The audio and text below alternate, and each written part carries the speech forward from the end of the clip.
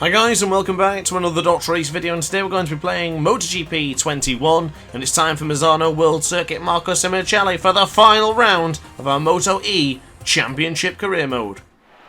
So looking at the qualifying positions, Grant in pole with Pons and Torres in the front row, Granado, Zacconi and Egerton on the second, Ferrari, Hernandez, Perellari, Herrera, Zanoni, Cassadai, Mantovani, Perez, Iwama, Kubo, Tulovic, Aldeguer, and Xavier Cardalus at the back of the grid.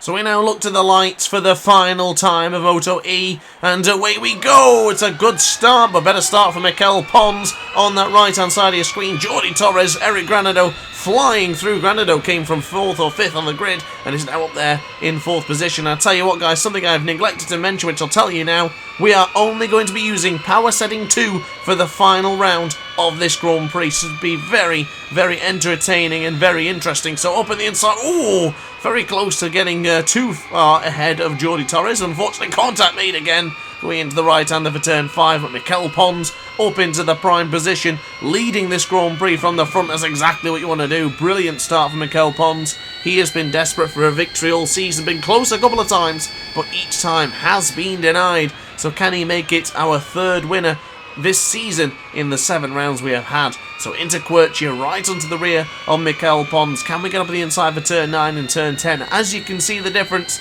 between the acceleration coming out of the corners when he's got power setting 3 to us on power setting 2. It makes a tremendous difference as we go alongside the LCR man. Oh, a little bit of contact made there from Mikel Pons and Grant, but look at the speed difference. Mikel Pons is picking up speed and going around the outside of Grant. That's a bold move from Mikel Pons, but can we be bolder going around the outside of Pons? No way this is going to work. Going around the outside, we're certainly trying it. A little bit of contact made there as we go into the 13th corner, but Pons holds firm as Jordi Torres now sides his way onto the inside of turn 14, and now Eric Granado sides his way through. Incisive lunge from Eric Granado, beautifully done, as we've lost all momentum with teammate Matteo Ferrari behind me as well. Now into 16, it's bunching up at the front as Granado dives on the inside, but look at the dive from Maria. Oh my goodness, Matteo Ferrari dived up the inside. Maria Herrera takes advantage. Zacconi gets on through, Perellari gets on through, Hernandez now on through, and now Mantovani. We have been dropped from 4th position to 11th in just a couple of corners. Unbelievable.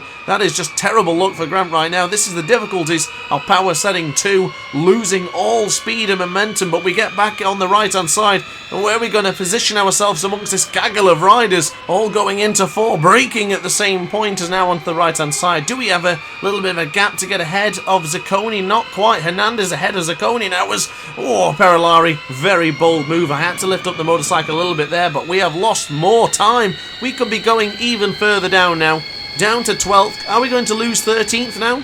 And still hanging in just briefly for the 12th position, but this is a little bit too tough. Have I bitten off a bit more than I could chew right now?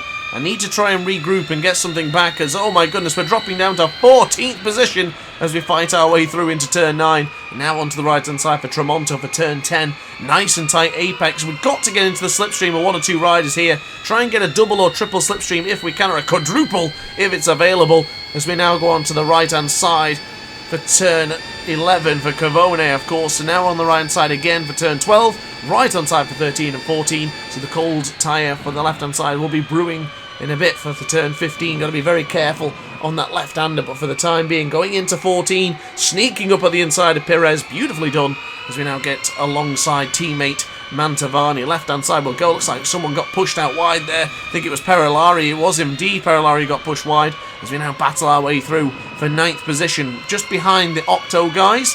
We've got Alessandro Zacconi and Yoni Hernandez ahead of us. Zacconi, the victor last time out in Misano, beating us with the victory after I made a mistake.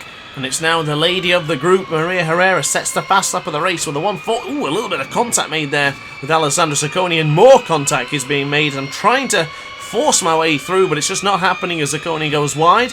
Now we have Yoni Hernandez in our sights. Are we going to beat him on the brakes for Rio? We certainly do.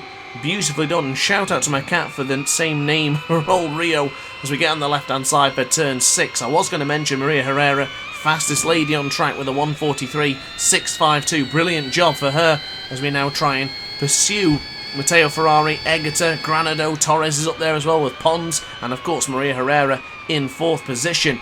Now on the left hand side for Quercia, do we have enough chance to try and fight back? Power setting 2 is certainly making it challenging, and I wish I'd done power setting 2 throughout the entirety of this campaign, because it would have been even tighter and more competitive. But now for the right-hander of turn 10 for Tramonto, the soft front looking a little bit worn on the front end, but you better believe, guys, I will be doing another power setting 1 or power setting 2 video at some point, so stay tuned and even subscribe for more DrAce content, of course. So on the right hand side for turn 12 now, and 13 again, as we approach Caro for the 14th corner any moments now. Hard on the brakes will go, and nice and tight to the apex to bring on the acceleration. At least with power setting 2, I'm not going to be too eager on the acceleration, because you can give it a little bit more throttle compared to power setting 3. You have to be very careful with power setting 3 enabled, because there's just a little bit too much acceleration can send you flying offside the motorcycle, just like we seen last time out in round 6 of our MotoE career mode. But it's time now for Grant to get across the line and set the fastest lap of the race, a 1:42.624 for the man on board the Indonesian Racing Gresini Team Energico Ego Machine, as we have a tremendous amount of rides all battling for the victory right now. This is going to be a perfect finish for a wonderful Misano Grand Prix, but I tell you what, we have a good chance here. Get up at the inside of Ferrari if we can going into turn 5. We get the job done. Now 6, can we tackle Maria Herrera for that incisive lunge? It's not going to happen. Herrera still holds firm. Brilliantly job from the lady of the group, of course, as mentioned earlier. But now look at Ferrari. We lost a lot of speed trying for that lunge ahead of Herrera, but we'll now try and fight back. Can we get up the inside of her position? Going into Quercia for turn 8. Not quite close enough. She's still hanging on. Very good job there from Maria Herrera, just fighting me back, just repelling my moves. Not happening. It's like me dating women. Usually we're getting repelled. But now onto the right hand side for Tramonto. We'll get into the rear once again and try and get in behind against Tommy Egerter and co, and see if we can just fight back and just get through. The getting past is going to be the difficult part, because look at Ferrari, straight ahead just by using power setting 3. That is cruel. It's a cruel fate for Grant for the time being, but this is the challenge that we're doing right now. Can we dive over the inside of the lunge for 13? Beautifully done. And now going into 14, very late on the brakes there as Herrera gets in our way once again. We do actually get ahead of Jordi Torres, but Torres is still hanging in there as we go on the left-hand side for 15. Herrera now up to 4th place. I might just follow her, actually. I don't think I'm going to try and impede her progress, because Herrera looks to be the fastest person on track right now as we get in behind Jordi Torres. Are we going to set a decent lap time here as well? I guess not, with us losing a second after the infighting just a moment ago. We're now onto the right side for turn 1. Do we have the lunge into turn 2? Can we get the job done? Not quite. Never seem to get that one done properly. Now, never how much I like it. As we'll now go into Variante del Parco. Torres ran it a little bit deep, and so did Herrera. They do tend to favour that line as we now go hard on the brakes for the right-hander of 4 for Rio. Wait for Torres to run it a little bit deep, dive over the inside and take the position. And now let's see if we can line up Herrera this time for turn 6. We certainly can get on through. Beautifully done. Excellently done this time, but Herrera will have the line in the power setting 3. Will she be brave enough on the brakes on the left-hand side in just a moment's time? Doesn't quite look like it. Grant was impervious on the brakes this time. The last of the late breakers given to Grant once again. As we now go on the left-hand side to try and get a bit of breath going. And now onto the left-hand side, or excuse me, right-hand side for turn 9. Nice and tight to the apex for Tramonto for turn 10, right into the rear of Tommy Egerter. And this is the moment where we'll try and get as much slipstream as possible and hopefully not lose the 0.3 of a second buffer to Maria Herrera in 6th place. And look at that. Maria Herrera right on side is going to be a 1/10 of a second. She took out 2/10 of us just by opening the throttle. That's the difference with power setting 2. Right hand side will go for 13. Can we get up the inside of Egerter? Hard on the brakes we go for the World Supersport 600 Championship, and I think we've got the job done. Have we got it done? Granado still there on the left hand side. Yes, 15 will go. Granado still holds on to 2nd, but for how much longer? As Grant will try and have a lunge going into 16. Not quite good enough for the left-hander for turn 16. Now bring on the acceleration and the lap time. Whoa, look at the speed. Oh, we're getting beaten up once again. We have to make the lunges stick, because look at that. Herrera will have the inside line for the right-hander, and there is Egerter as well as we go into turn 2. Holding firm for 4th position. What a brilliant battle this has been so far. I'm on the edge of my seat. I'm absolutely loving this one. Now with a point where we are very, very strong going into Rio for turn 4. Egerter, whoa, really in my way there as we have to hit a bit of rear brake just to slow the motorcycle down as well. But on the right side for 5. Do we get the incisive lunge for 6? You better believe. It's one of my most favourite and adored overtaking spots. And there it is once again. But look at the speed difference. Egerter with acceleration, no doubt is going to go around the outside into Quercia, fighting back, trying to repel him, and there we go, positioning ourselves as Egerter actually take defensive line there, just a evasive action to get away from us as Pons and Granado still lead this Grand Prix. Now, something just to mention as well, which I neglected to mention earlier, I don't think I'm going to have to say it, I'm going to hold on, because Egerter has now taken the position, get him on through, retake the cutback, and there we go, back into third position, but Egerter will definitely have the speed on this straight. There's something I wanted to mention was the lap time difference from that 1:42.624 was about 0.4 of a second different to the power setting 3 enabled run, so pretty impressive that we only lost 0.4 of a second. But now onto the right hand side once again for 13. 4 riders all battling it out for the victory here today. Anyone's bet on who's going to win this Grand Prix, place them in the comment section down below.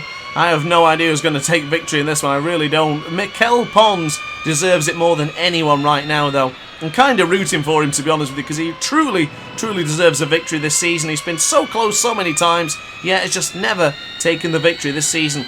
But I tell you what, shout out to our Brazilian followers as well, because Eric Granado right in the mix of battling for the victory as we go into turn 1. Can we get the lunge going into turn 2? It's going to be a brave move. It never usually works for me. A little bit of contact made there, but we are still hanging into third position. But we've also let Eric Granado know that we are coming, we are charging, and we will definitely take his second position. And there it comes, going into the 4th corner. A little bit out of shape, using everything I've got under my stopping power to try and get this MotoE machine stopped. Mikel Pons into the lead, but for how much longer?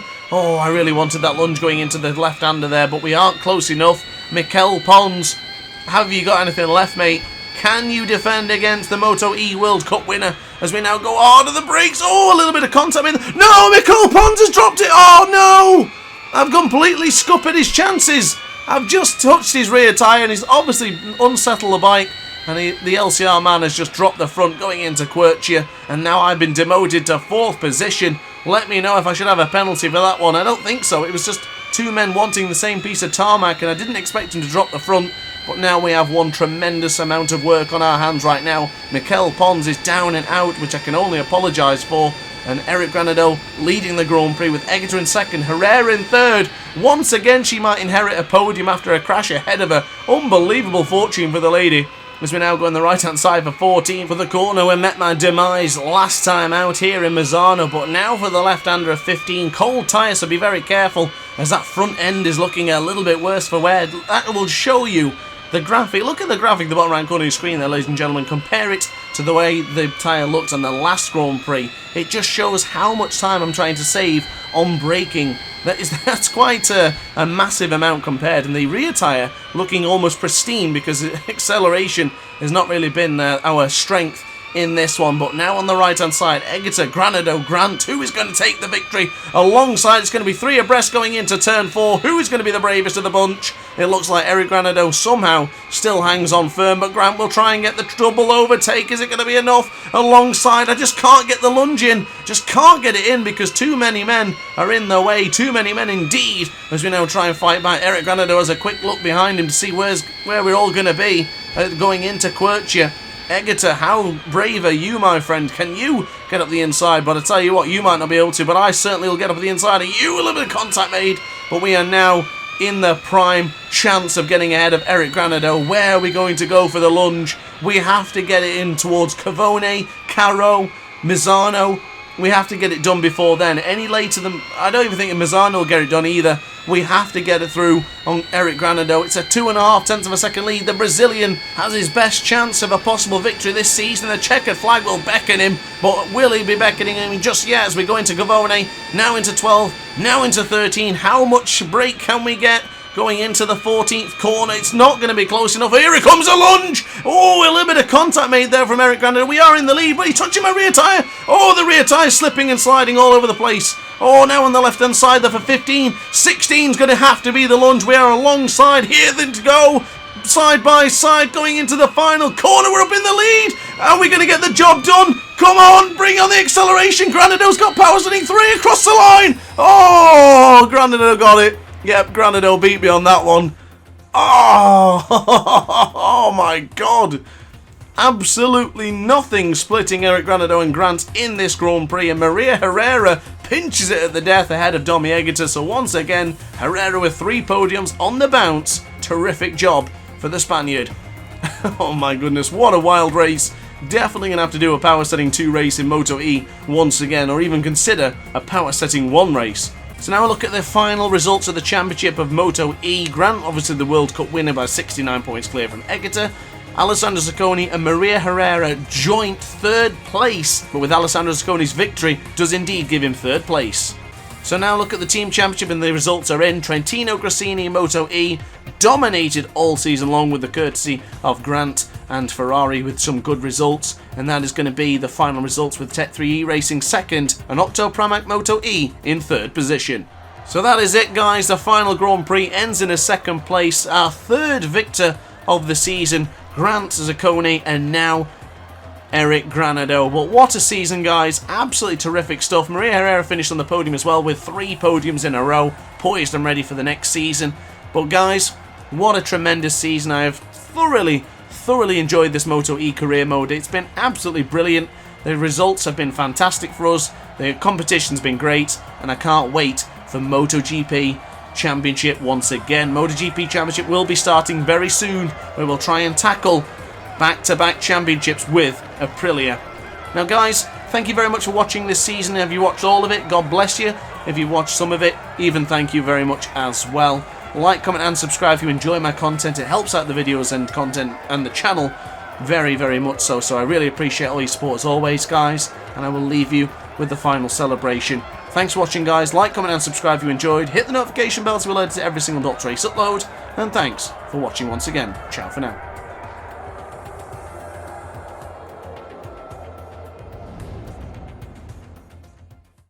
Oh hi, didn't quite see you there. Good to see you're still here. If this video didn't quite set your appetite, then why not watch some more DrAce content by clicking the video shown on screen now. Furthermore, if you would like to follow me on social media, you can do so now with the links down in the description. Consider subscribing so you don't miss a single DrAce video.